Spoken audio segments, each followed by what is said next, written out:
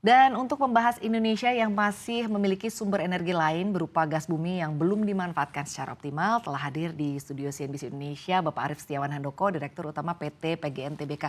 Selamat pagi Pak Arief, bagaimana kabarnya di pagi hari ini? Selamat pagi Mbak Sinta, alhamdulillah sehat Mbak. Sehat ya Pak, terima kasih sudah hadir di studio CNBC Indonesia Pak di Sama-sama. pagi hari ini. Baik, Pak mungkin boleh ceritakan Pak untuk update ya Pak dari realisasi niaga atau salur gas baik yang HGBT maupun yang non HGBT sampai dengan di kuartal ketiga di tahun 2023 ini Pak. Baik, di kuartal 3 2023 ini pertumbuhan cukup baik. Kalau kita bandingkan ke 2020 sampai 2023 ini, pertumbuhan niaga gas kita naik 6%. Dan 56% diantaranya adalah untuk konsumsi HGBT $6 itu. Baik, jadi artinya memang terjadi peningkatan ya Pak ya. Ya. Tapi untuk sampai dengan saat ini untuk artinya secara produksi Pak seperti apa? Secara produksi ini berarti berbicara dengan sektor upstream ya. Ya. Berapa mampu dari upstream mendeliver gas untuk kami PGN sebagai BUMN yang ditugaskan untuk mendistribusi dan menjaga reliability pasokan ke seluruh industri. Itu kami sangat bekerja sama dengan K3S, utamanya di Pertamina Group. Kita punya subholding hulu.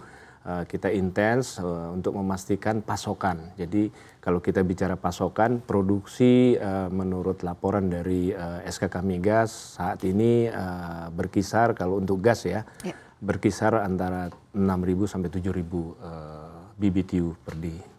Baik, untuk tantangannya sendiri Pak sampai dengan di kuartal ketiga Pak di tahun 2023 artinya di tengah berbagai tantangan ya. Baik kalau kita lihat ada tantangan dari global maupun domestik. Seperti apa Pak? Kalau kami dari PGN tantangan untuk mendistribusikan inilah masalah kita menyediakan transmisinya ya, jalur pipanya. Nah kita tahu pipa yang ada di Indonesia ini adalah berkisar dari Aceh ya sampai ke Jawa Timur sementara ini. Walaupun di tengah-tengah ada putus yaitu antara segmen Semangke Dumai kemudian juga dari Cirebon ke Semarang. Nah tantangan ini yang sebetulnya buat kami menjadi tantangan yang cukup berarti karena untuk menjaga keseimbangan antara source gas yang dari K3S ya dari upstream yang mana ada yang kelebihan di satu sisi ada yang kekurangan. Dengan nyambungnya jalur pipa ini sebetulnya itu akan terpecahkan. Nah tetapi kami menyiasatinya karena tidak ada jaringan pipa di satu daerah di mana daerah itu butuh gas tinggi, kita ada moda beyond pipeline. Artinya kita coba mendeliver gas ke industri tidak melalui jaringan pipa tetapi kita menggunakan beyond pipeline melalui CNG dan LNG.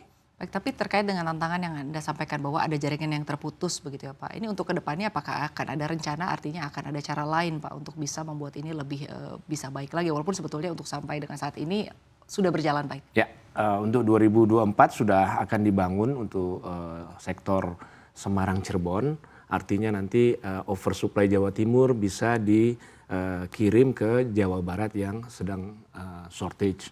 Jadi ini sangat berarti banget buat PGN dalam kaitannya kita menyediakan atau menjamin reliability pasokan ke industri. Kemudian yang dari Sumatera juga Semangke Dumai itu tersambung, itu artinya kita nanti juga akan punya flexibility untuk mendeliver atau menjaga reliability pasokan gas ke industri. Baik, artinya nanti ke depannya distribusinya akan semakin optimal lagi begitu ya Pak. Lalu terkait dengan artinya saat ini Pak pemanfaatan gas bumi begitu ya Pak untuk di tanah air, apakah sudah optimal begitu? Lalu kalau dari PGN sendiri apa saja Pak strateginya Pak terkait dengan penggunaan gas bumi di tanah air?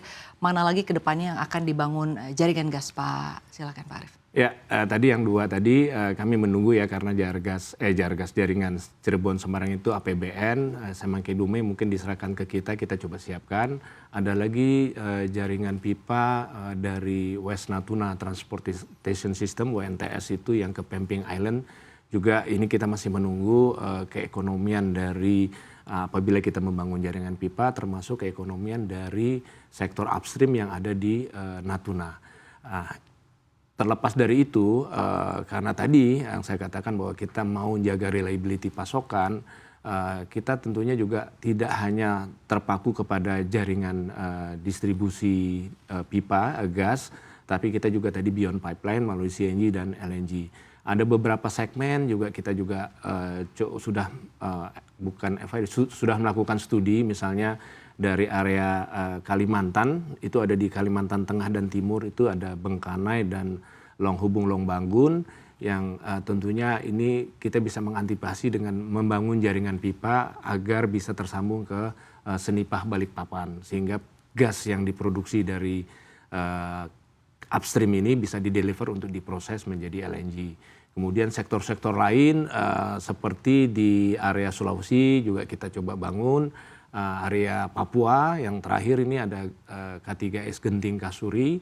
Mereka akan mendeliver gas dari Bintuni ke Fak-Fak, di mana Pupuk Indonesia akan bangun plant di sana. Tentunya akan butuh transmisi gas. Kita coba ingin membantu juga membangun jaringan gas itu. Baik, lalu terkait dengan jaringan-jaringan gas yang tadi ya Anda sampaikan Pak, sampai dengan saat ini sebetulnya jumlah pelanggan Jargas ini per jenisnya seperti apa Pak, update ya? Nah, Jargas ini kita bedakan ya antara Jargas untuk rumah tangga, kemudian ada Jargas untuk UMKM, dan juga ada jaringan gas untuk industri. Nah, untuk Jargas rumah tangga itu kita hanya membutuhkan kurang lebih 10 BBTU per day atau 1% dari total transaksi niaga kita. Kemudian untuk UMKM itu lebih kecil lagi, hanya 1 BBTUD. Yang besar adalah serapan untuk industri, ya, itu kurang lebih 98% dari volume tata niaga gas kita. Jadi kurang lebih 936 BBTUD. Nah, pelanggan industri dan komersial dari PGN ini itu mencapai hampir lebih dari 3.019 pelanggan. Nah, untuk volume niaga PGN ya itu kurang lebih sampai dengan September 2023 ini ya tadi tumbuh 6%, termasuk diantaranya adalah TUA untuk FSRU Lampung kita. TUA itu adalah Terminal Usage Agreement. Jadi kami PGN sangat berterima kasih akhir-akhir ini pemanfaatan atau utilisasi FSRU Lampung ini sangat-sangat meningkat signifikan. Kami apresiasi PLN yang melalui sinergi BUMN sekarang ini memanfaatkan FSRU ini lebih banyak lagi sehingga TUA kita semakin tinggi. Baik, artinya untuk pemanfaatannya paling besar di industri begitu ya Pak? Industri, ya? Benar. Dan yang paling kecil untuk UMKM dan kemudian diikuti oleh rumah tangga. Baik, lalu untuk CAPEX Pak, berapa CAPEX yang disiapkan oleh PGN Pak terkait dengan mungkin rencana-rencana pembangunan jaringan gas dan juga mungkin target-target lain yang ingin dicapai oleh PGN di tahun ini dan bahkan mungkin di tahun depan? Untuk ke depan ya kami punya RJPP sampai 2034. Kami sekarang sudah punya jaringan gas kurang lebih di luar jaringan gas rumah tangga ya. Itu kurang lebih panjangnya itu 11.000 km. Nanti ke depan sampai 2034 mungkin kita akan double, on top of 11.000 ini kita tambah lagi 11.000 km. Nah, untuk Jargas rumah tangga, CAPEX yang saya punya datanya di sini kurang lebih 85 juta US dollar untuk Jargas rumah tangga. Tentunya Jargas rumah tangga ini bentuk PGN melakukan public service obligation. Karena kalau dilihat dari volumenya yang kecil, kemudian juga harga gas yang sekarang dari hulu itu kita masih mempertimbangkan untuk mendapatkan harga gas yang sama dengan harga gas APBN, which is itu $4,72. Kemudian sekarang ini Jargas Mandiri kita melakukan business to business ya, komersial. Artinya harga yang kita ambil dari upstream itu harga komersial, tetapi jualannya harga sales kita ke rumah tangga itu masih sekitar 6.000 sampai 10.000 yang tentunya ini jauh lebih murah daripada harga LPG yang 12 kilo. Jadi harganya kalau dilihat sebetulnya masih cukup kompetitif ya Pak? Oh, sangat-sangat kompetitif. Kalau Mbak Sinta beli LPG 12 kilo itu kurang lebih sekarang harga eceran tertinggi 180 sampai 190 ribu, tetapi belinya mungkin 220 ribu mungkin ya. Kalau di kilokan per kilonya itu 1 kilo itu kurang lebih 18 ribu. Nah harga jar gas kita 1 kilo itu kurang lebih 14.000. Jadi bedanya lumayan.